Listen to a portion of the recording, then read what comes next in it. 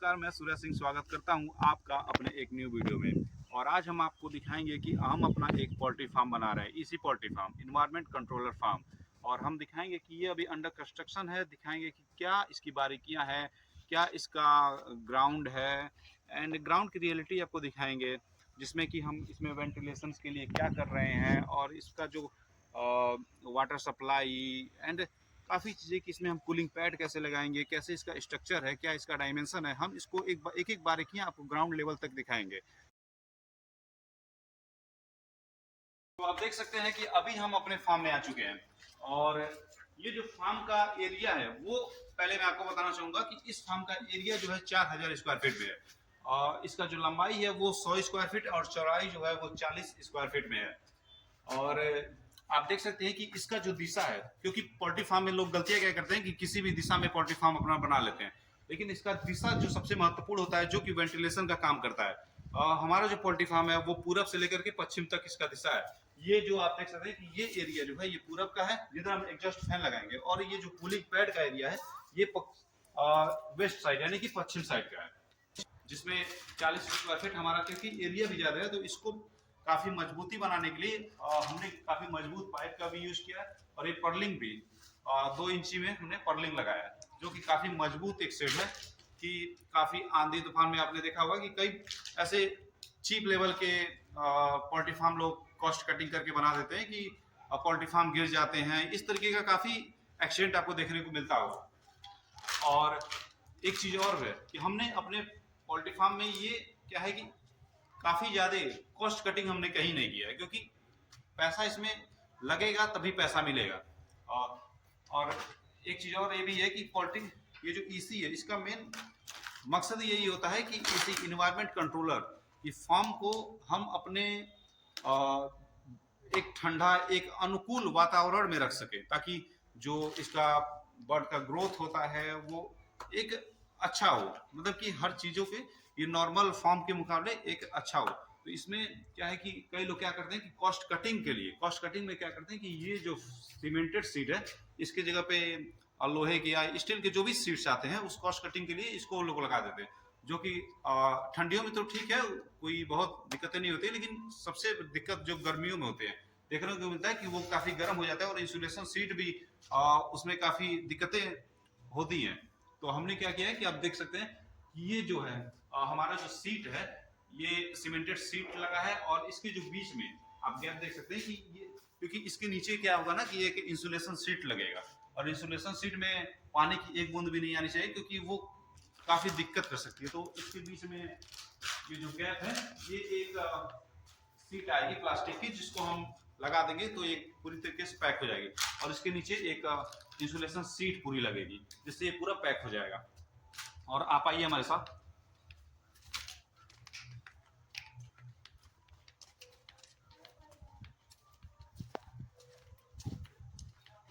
तो अभी हम पश्चिम दिशा में हैं और आप देख सकते हैं कि ये जो हमारा 40 स्क्वायर फीट में ये जो एरिया है ये छूटा हुआ है, ये पूरा कूलिंग पैड लगेगा इसमें। तो काफ़ी लोग क्या करते हैं कि काफ़ी लोग ये गलतियां करते हैं, अब गलतियां इनको कह सकते हैं, बट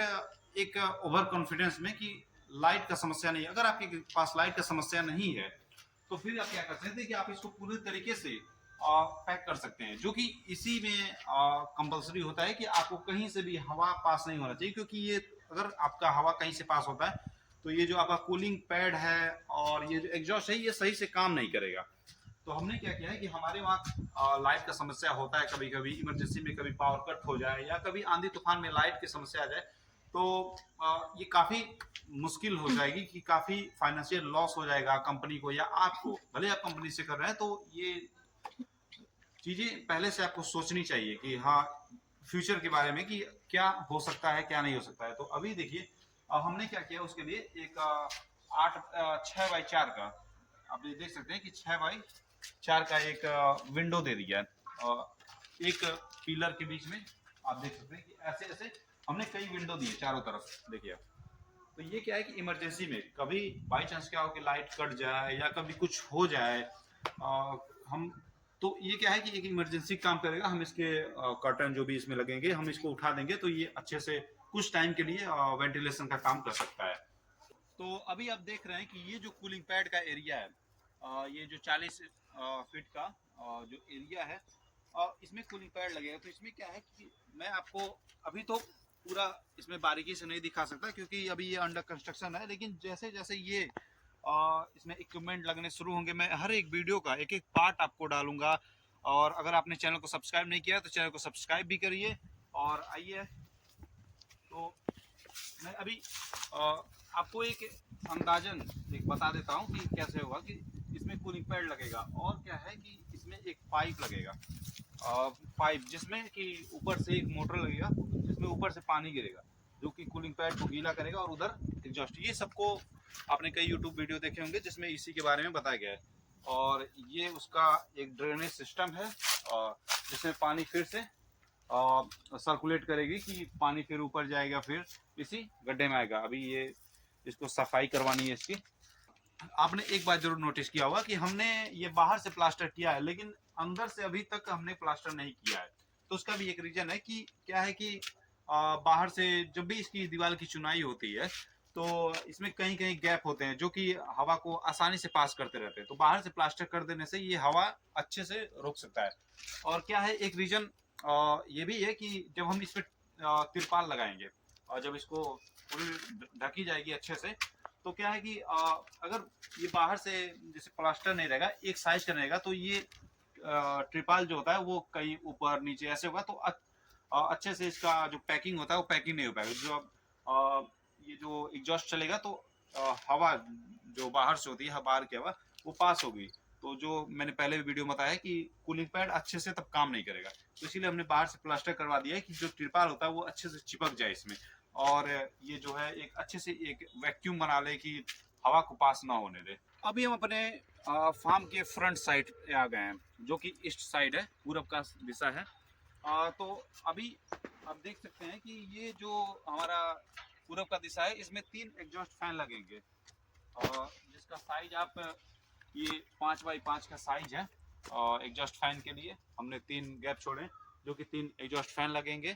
तो आज की वीडियो को यहीं पे ख़त्म करते हैं और मैं आपको दिखाऊंगा कि कैसे इस फार्म में इंसुलेशन सीट जो होता है इंस्टॉल होता है, एग्जॉस्ट फैन और जो ऑटोमेटिक निप्पल होता है वाटर लाइन का वो कैसे इंस्टॉल होता है, मैं एक एक बारीकियां इस चैनल पे आपको दिखाऊंगा। तो एक बार फिर से मैं कहना चाहूँगा कि अगर आपने चैनल को सब्सक्राइब नहीं किया है तो चैनल को सब्सक्राइब जरूर कीजिए। Thank you.